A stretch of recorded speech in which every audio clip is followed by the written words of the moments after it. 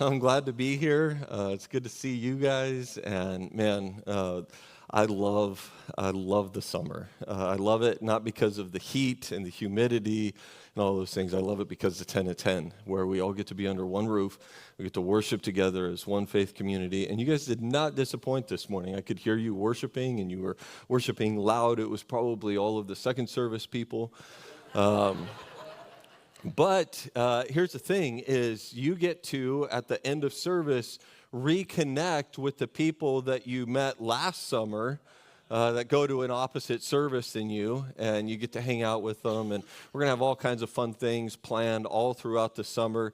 Heather and her team are doing an amazing job just making this a lot of fun and doing a lot of great things. All right, we got to get into it because we got a lot to cover. We have just the small topic of idolatry today that we're going to be discussing, and we're going to be in 1 Corinthians chapter 10. If you happen to be visiting with us, we have been in a series since the beginning of the year in the book of 1 Corinthians, a letter written to a church specifically for the purpose of helping lead and guide them, really direct them back onto the right path. They've kind of wandered off a little bit, and they've gotten a little confused about some things. And so Paul is writing back to his friends there in Corinth, and he's saying, you guys got to get this figured out. Let me help you.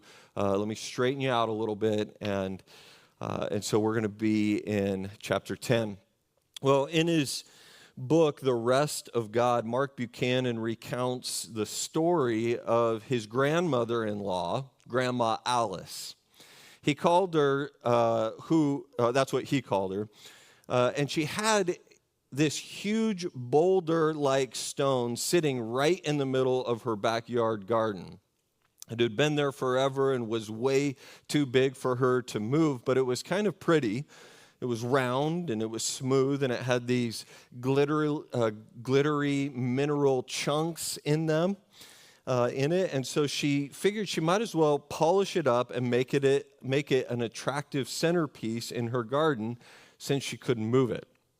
Well, as she started to sand away on the rock.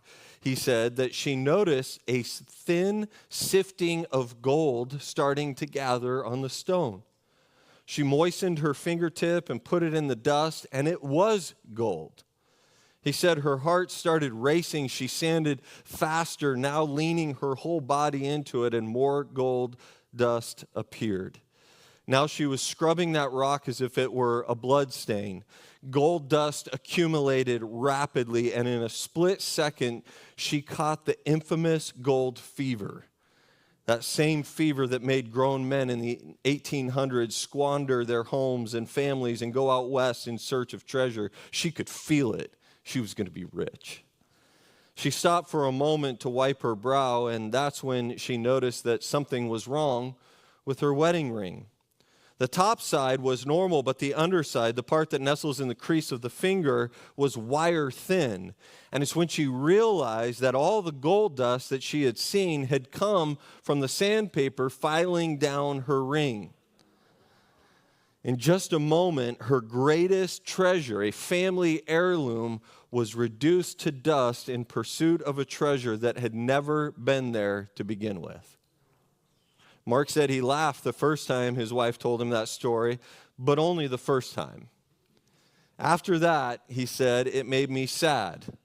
An aging woman, giddy as a schoolgirl, heady with a sense of windfall, dreaming of great riches, and the next moment, stinging with shame over her coveting and naivety.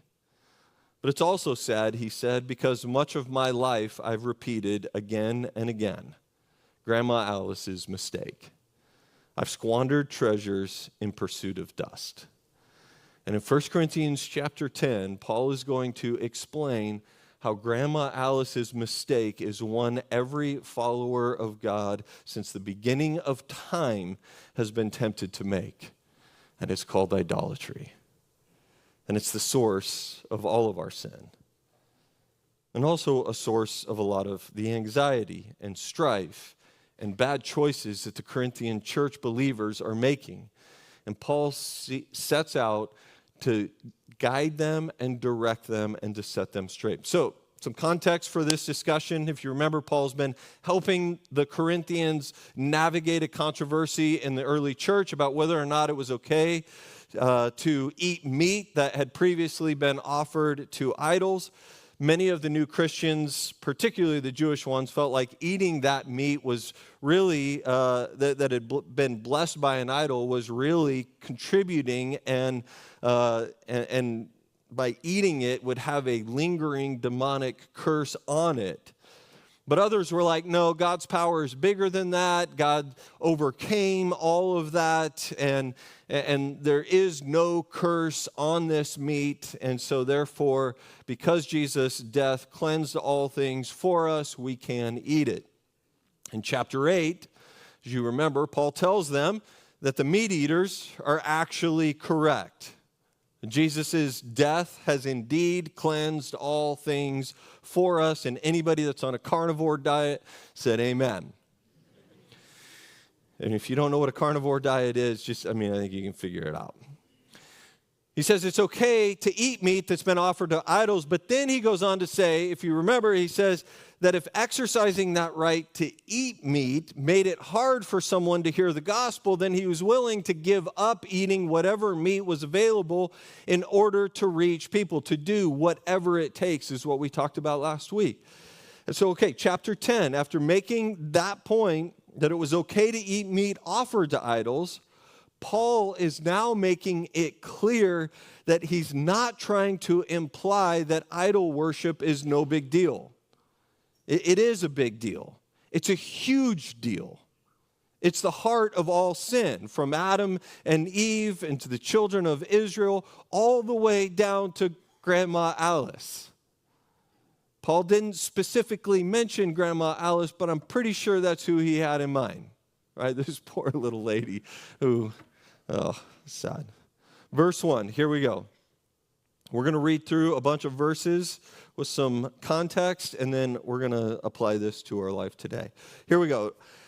Now, I do not want you to be unaware, brothers and sisters, that our ancestors were all led by the cloud. Not like the cloud digitally, but like the actual cloud that was leading them through the wilderness. All passed through the sea, all ate the same spiritual food. He's, of course, talking about the Exodus, right? The Exodus, the deliverance from slavery in Egypt, now into freedom, and they're through the wilderness being led by a cloud. They made it through the Red Sea, manna from heaven being delivered to them as food. He goes on and says, nevertheless, in verse 5, God was not pleased with most of them, since they were struck down in the wilderness. And in fact, all of them but two were, Joshua and Caleb. Now watch this. This is what he says in verse 6. These things took place as examples for us, so that we will not desire evil things as they did. And then he's about to give the Corinthian church a reminder, a list of these evil things that the Hebrews desired. The first of which, he says in verse 7, don't become idolaters, as some of them were. As it is written, the people sat down to eat and drink and got up to party.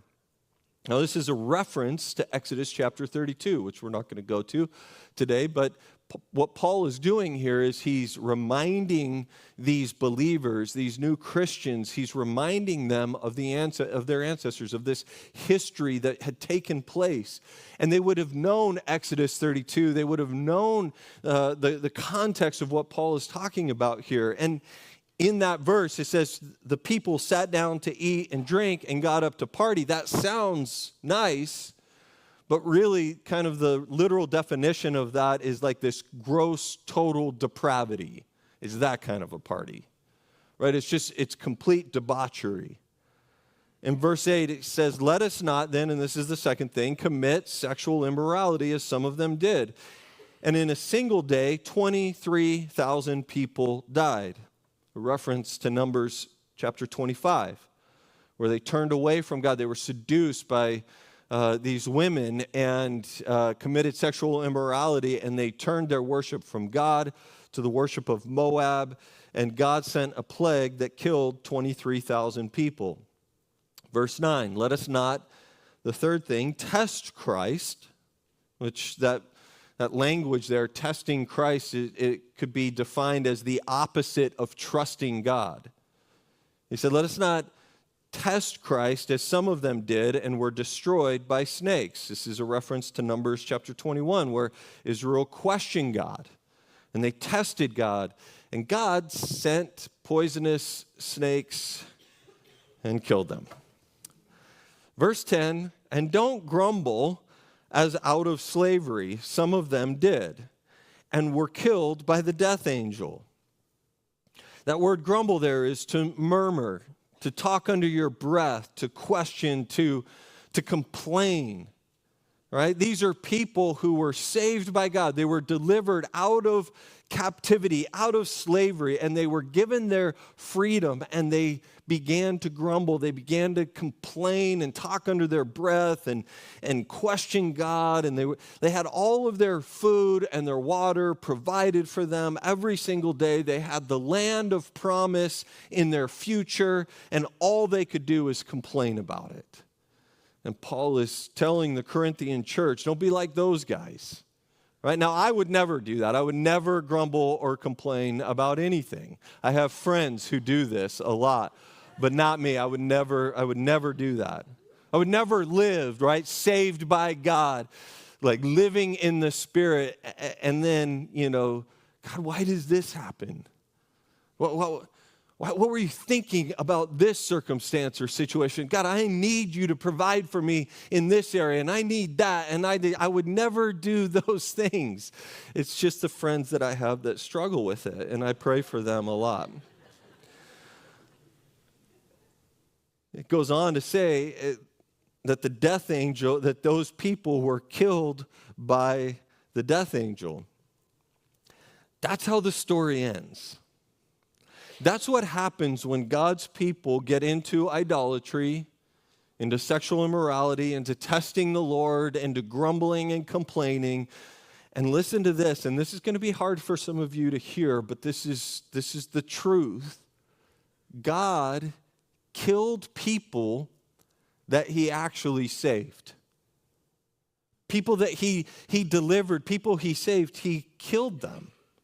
And you can say, this is just supposed to be the first 10 at 10. We're supposed to be light and let's just relax a little bit. Like, we got to talk about God killing people, sending plagues and snakes and all of these things and the death angel. And this is a reminder. Remember what Paul is doing here. He is talking to the Corinthians, and he's reminding the Corinthians of what had taken place, and it's this warning to them.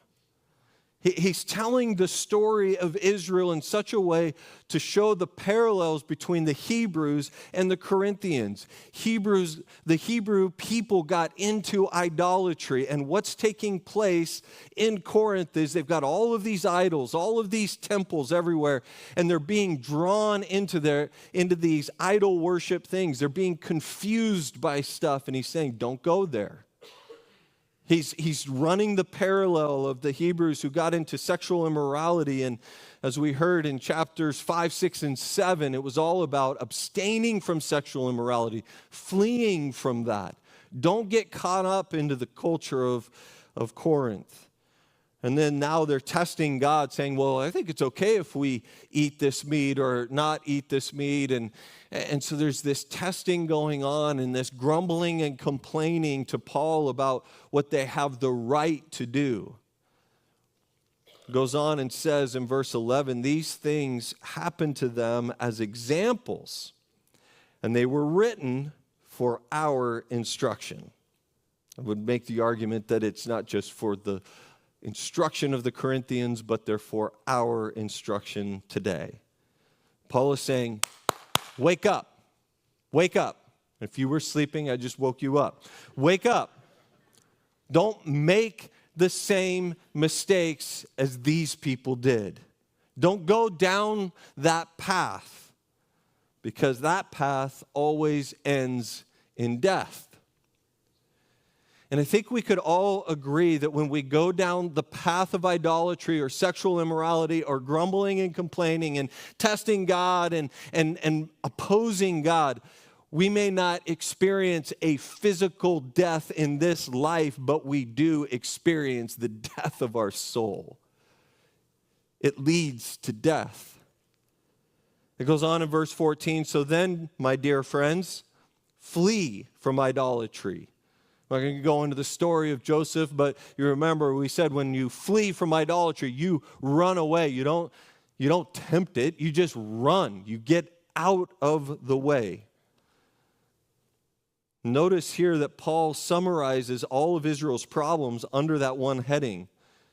He doesn't reiterate flee idolatry, sexual immorality. He doesn't give the list again. He just says just flee from idolatry, meaning he's summarizing all of those other issues under this heading of idolatry because idolatry is in all of that. Verse 18, consider the people of Israel. Do not those who eat the sacrifices participate in the altar? In other words, when you worship an idol, you open up a portal for the power of that idol to infect your life. Verse 19, what am I saying then? That food sacrificed to idols is anything, or that an idol is anything? No, but I do say that what they sacrifice to demons and not to God. Idol statues may be inanimate pieces of wood and stone, but demons are actually behind those idols. And when you worship those idols, you are inviting the power of the demon into your life. So while eating food that has been previously offered to an idol is not a problem, any kind of worship of an idol opens you up to the demonic. We're going to consider 3 questions today from these 20 verses. The first one is, what is idolatry? The second one is, how does it corrupt our behavior? And number 3, does idolatry bring us into contact with demons? Number 1, what is idolatry? In verse 6, it says, we see the word desire. They desired evil things. The word in the Greek there is epithumia.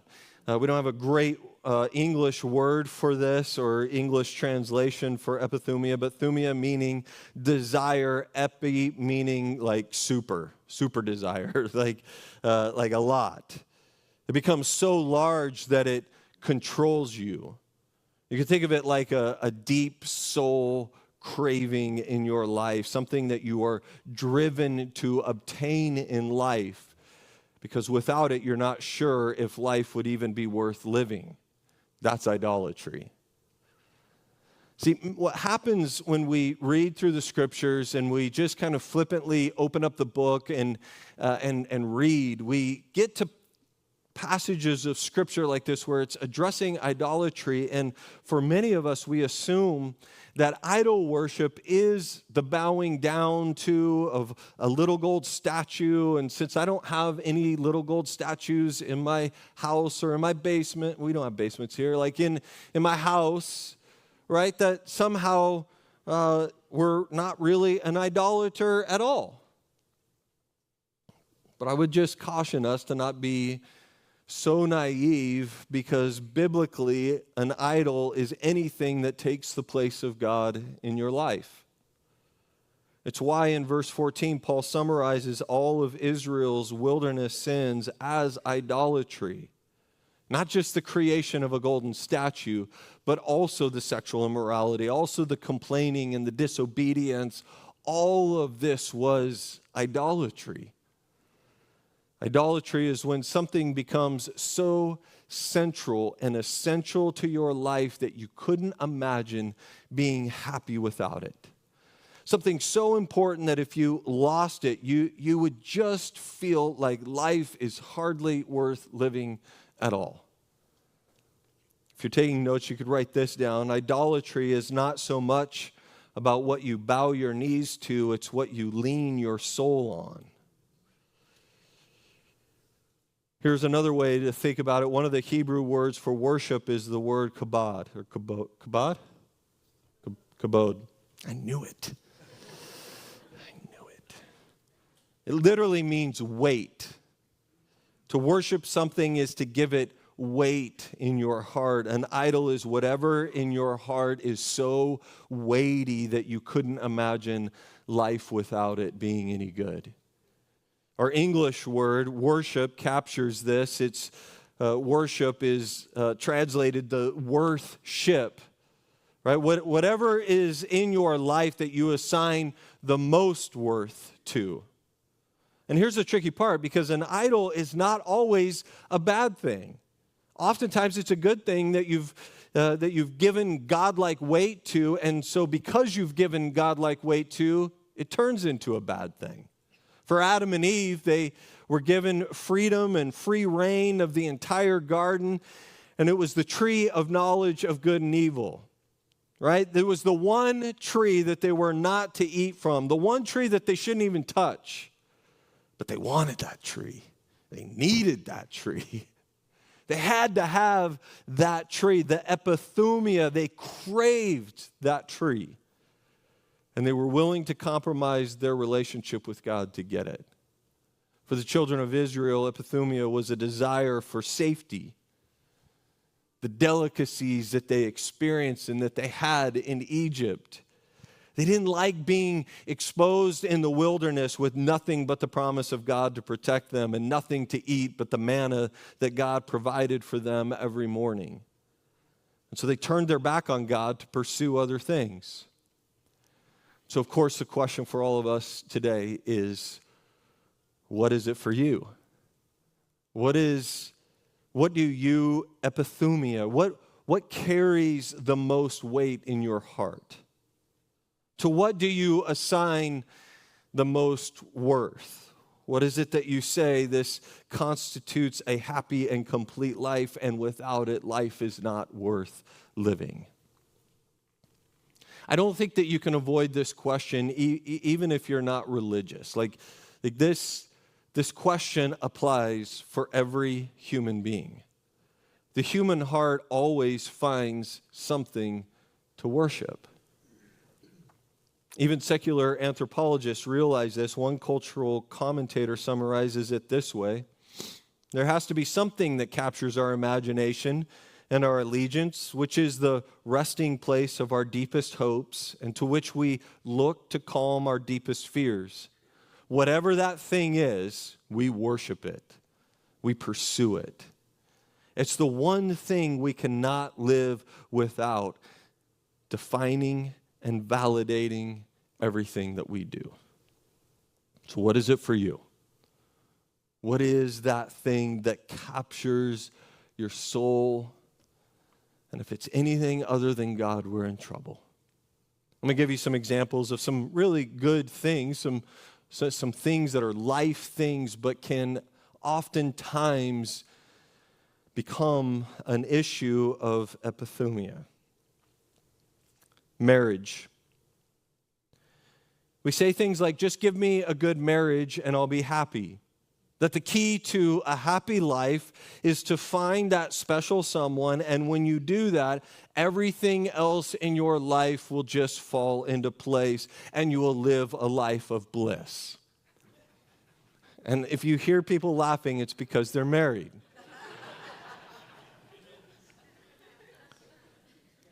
Right? That until you find them, life will always be missing something and you'll be incomplete. This might be society's biggest idol, as evidenced by how frequently this theme appears in our music, in our movies. Right? And I don't mean to pick on this too much. I've kind of been a little bit hard on the Hallmark Channel, but it's like every theme of every Hallmark movie ever. I don't know if you know this, but there's like this whole group of people, this following of people who they've decided that they would watch Hallmark movies in reverse and then give you kind of the storyline of the Hallmark, of rewriting the Hallmark movie backwards. Right? So like in a woman in an ugly Christmas sweater dumps her loser small-town boyfriend to pursue a law career in New York City where she lived happily ever after in a pencil skirt and amazing shoes. Right? I mean, you just flip it and it's like, yeah, that's pretty much it. Because romance can be an idol for some people. And then two, independence can also be an idol for some people. There are some singles who struggle with committing to someone else because they can't imagine being happy in life without complete freedom to do whatever they want to do. And so it makes them scared of commitment. And so if we're not careful, that can become an issue. For others, it's money. If I have enough money in the bank, things will be fine. I just was introduced to an economics book or an economic book called The Psychology of Money. And the author said he was working off the premise that happiness is having enough money in the bank that you can do what you want to do when you want to do it. That sounds great and all, but is that the most weighty thing in your heart? Is that the one thing that you need in order to be happy? The one thing you require to feel secure, to feel alive, to feel free? If so, that's what will drive your behaviors. The path to financial security is the voice that you'll obey over all others. Maybe you're driven by a sense of accomplishment. There's been something that has been an issue in my life. Feeling like if you could just get the respect that comes from being the best in your field, then life would be good. And that drives you. Several years ago, Madonna was interviewed by Vogue magazine. Not that I'm a huge reader of Vogue magazine, but did come across that. And if you don't know, if you're under 30 and don't know who Madonna is, I don't know what to tell you. She's just crazy. And the Gen Zers in the room think that they have, that they own producing weird artists. I would say the Gen Xers take that to a whole new level. Like our music people were weird. But she said in an interview, my drive in life comes from a fear of being mediocre. That is always pushing me. I'll do something, accomplish something that makes me feel special, and that lasts for a while, but then the feeling goes away and I feel uninteresting unless I do something else. Even though I have become somebody, I still feel like I have to prove that I am somebody. My struggle has never ended, and I guess it never will. That is somebody who is finding their value and their worth, and they have idolized their accomplishments in who they are. Some of us are driven by the opinions of others. Some are still trying to earn the approval of a father or a mother or some unnamed group of people that you've been a part of. I was this way in high school. I spent a lot of my time in high school trying to impress a bunch of people that I've discovered that I didn't really like all that much. Like I wore what they wore. I was always trying to wear the coolest clothes. If you ever talk to my mom, I just gave her such a hard time because they did what they could with what they could afford, and I was always displeased with what they could offer me because I wanted the best, because I needed to impress people. Their approval, their opinion was the weightiest thing on my heart, even more so than God's approval. And you could say, well, you sound like a terrible person. Should you be pastoring? I don't know if I should be, but I'm just like you guys. Right? We all experience this. And some of you might say, well, I'm old enough to know that chasing other people's opinions or career or money will get you nowhere. Life is more about having a strong family and good friends. And I would agree that those things are better than money, but those things also can become idols. When family becomes an idol, that messes everything up as well. Have you ever seen a parent who wraps up their identity, their self-worth on how well their kids do? How good they are in sports, how good they are in academics, how well behaved they are, or whatever. Like they wrap up their identity in how well their kids do. And they're always comparing their kids to others. And they feel jealous of what they see in other families. They start putting a lot of pressure on their kids to do well because how well their kids do is a reflection on them and their identity. And they feel personally betrayed when their kids don't do well, and they say really destructive things to their kids, like, how could you do this to me after all I've done for you? You say, well, that sounds harsh. I can't imagine anyone saying that. And I guarantee there's people in this room that have. Yes, it's better to pour yourself into your family than it is your career or into the pursuit of money.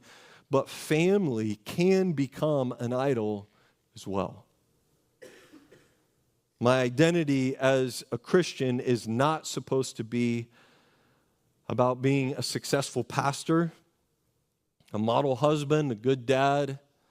It's supposed to be as a servant of the Most High God.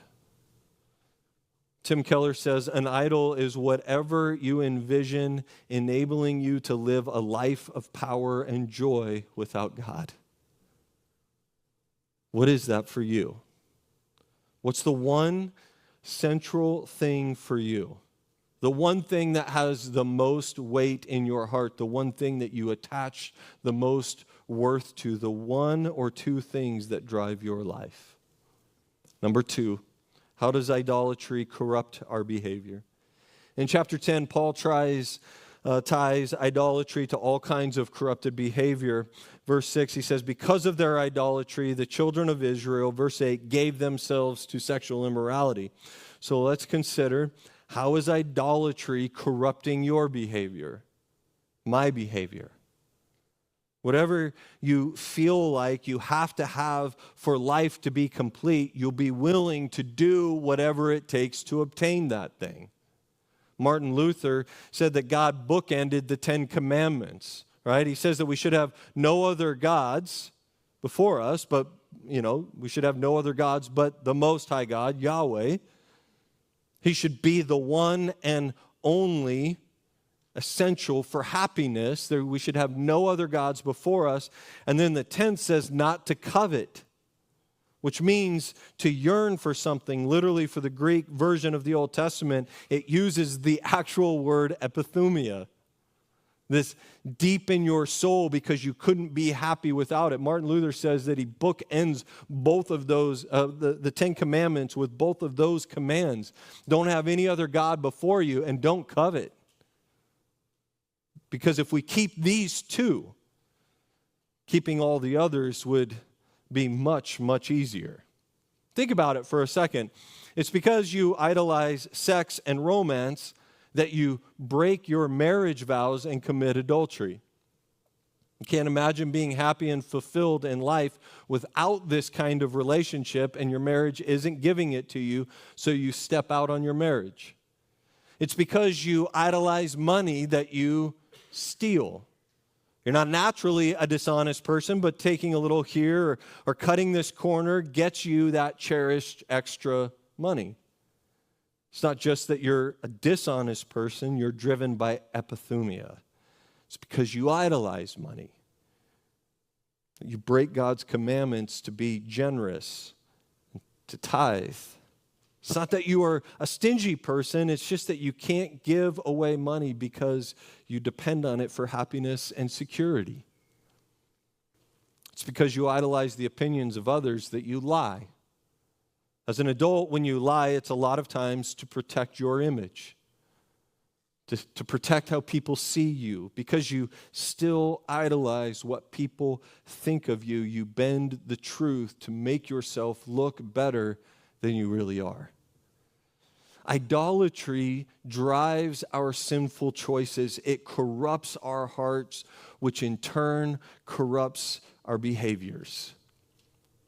David Foster Wallace, the acclaimed postmodern novelist, in a famous commencement address that he gave at Kenyon College, he said this: "In the day-to-day trenches of adult life, there is no such thing as not worshiping.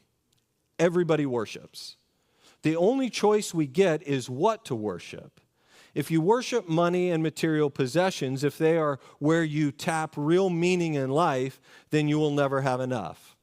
Worship your own body and beauty or sexual allure, and you will always feel ugly. And when time and age start showing, you will die a million deaths before they finally bury you. Worship power, and you will end up feeling weak and afraid. And you will need even more power over others to keep the fear at bay.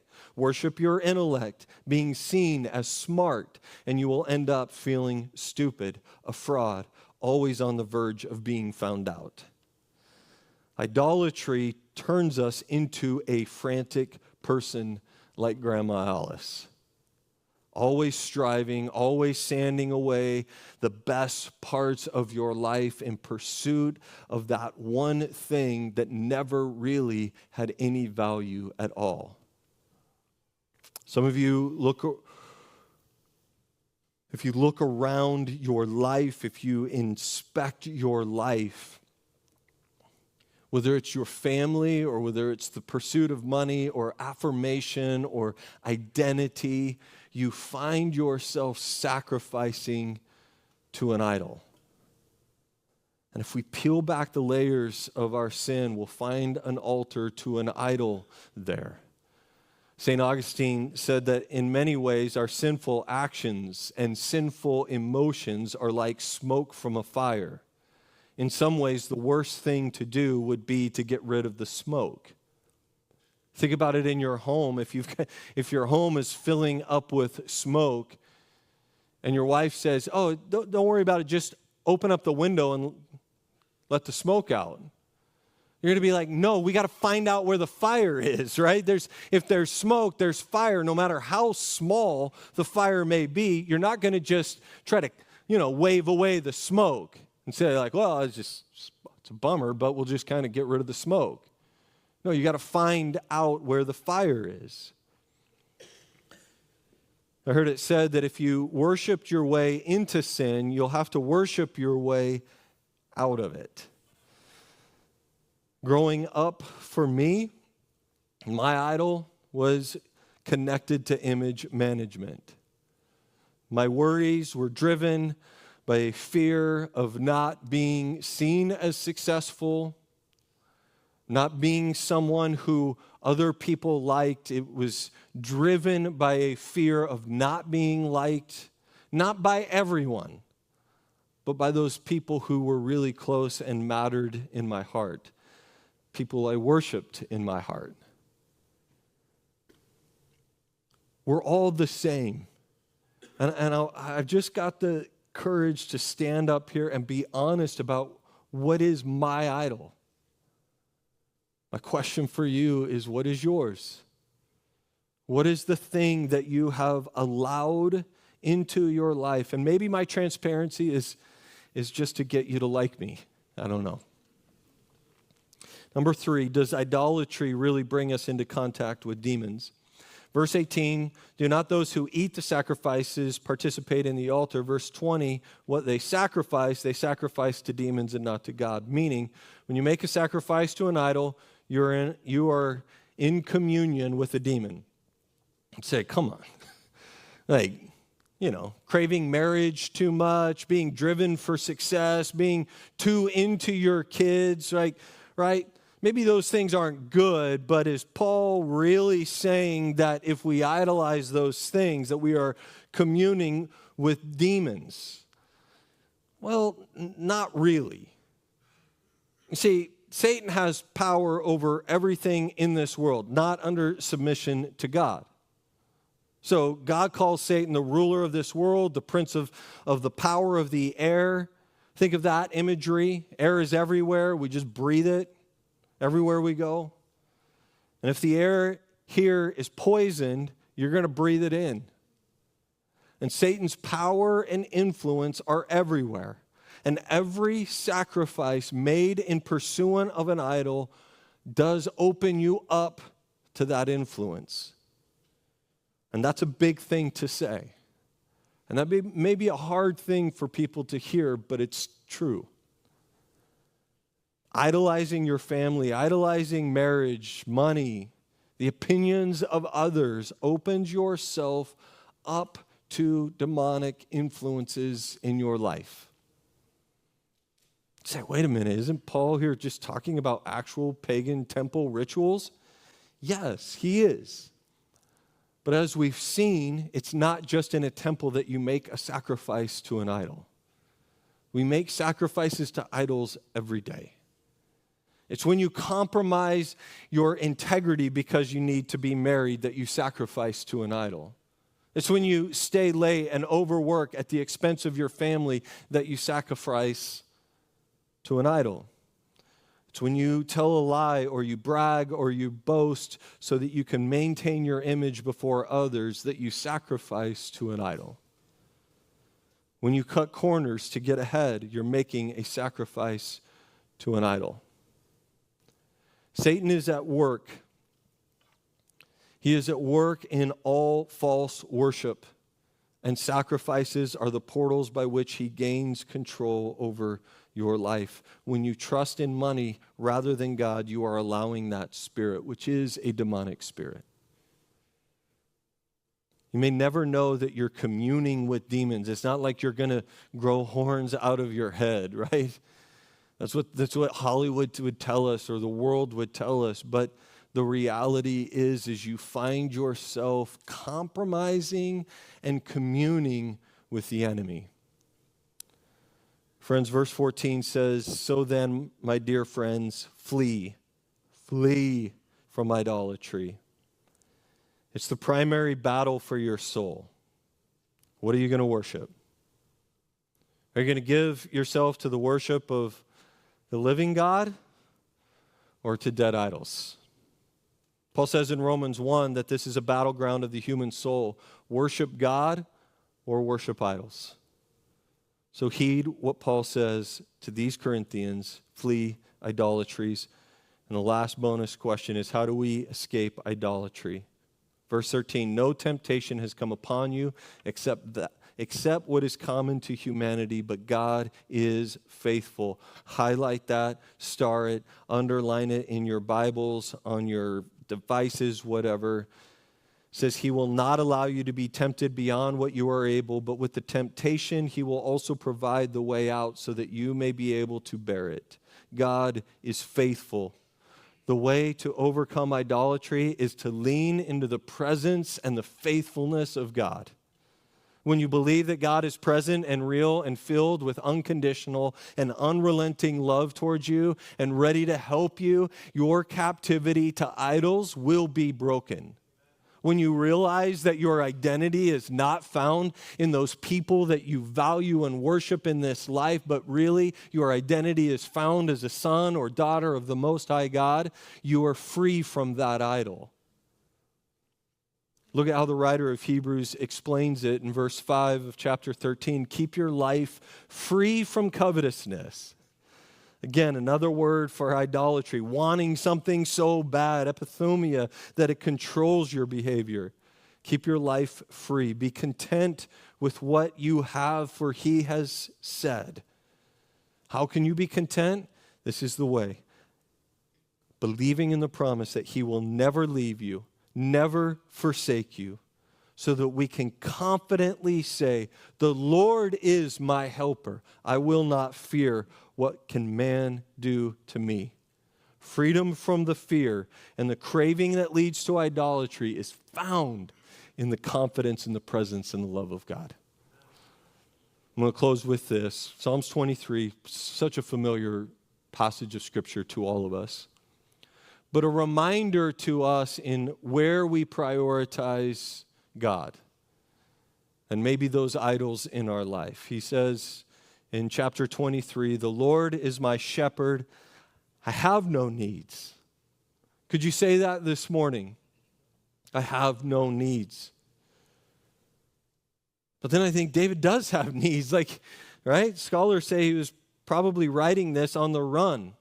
I've actually been to the location where scholars believe he was camping out and hiding from those who were trying to kill him, and it's kind of a terrible place. It's dry, it's in the desert, and here he is saying, I have no needs. So long as I have you, I have no needs. He makes me lie down in green pastures. I'm full. He leads me beside still waters. My cup runs over. You prepare a table before me in the presence of my enemies. When I'm in the presence of my enemies, I want either to fight or to hide. And the presence of Jesus causes me to rest. To rest and enjoy myself even in the midst of enemies coming after me. Even when I walk through the valley of the shadow of death, I won't be afraid. For what? For you are with me. When I feel the assurance of his presence, I can be content.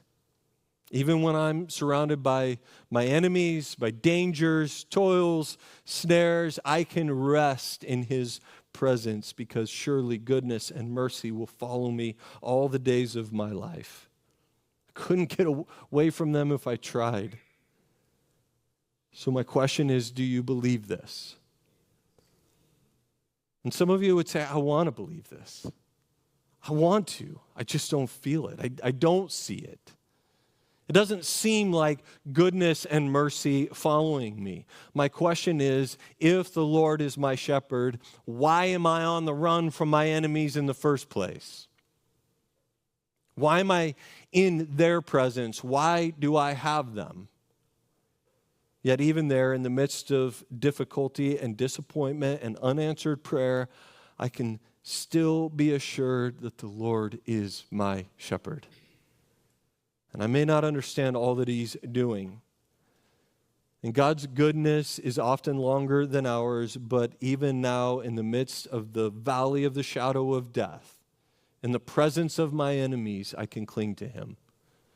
I can hold on to him and trust him because he is with me and he is faithful. I see him in his goodness and his love. I see him on the cross. We have to understand how God will turn these things in our life for good. But you can see what he revealed about himself on the cross. Dallas Willard says it this way: the freedom from the frantic desire to have is grounded in God's promise to never leave us. The freedom from the frantic desire caused by fear and the frantic desire caused by coveting is grounded in God's promise to never leave us. He will always be our helper. Friends, let's get rid of our idols. Let's put God first. And can we surrender and serve him first and foremost over everything else in this life? Let's pray.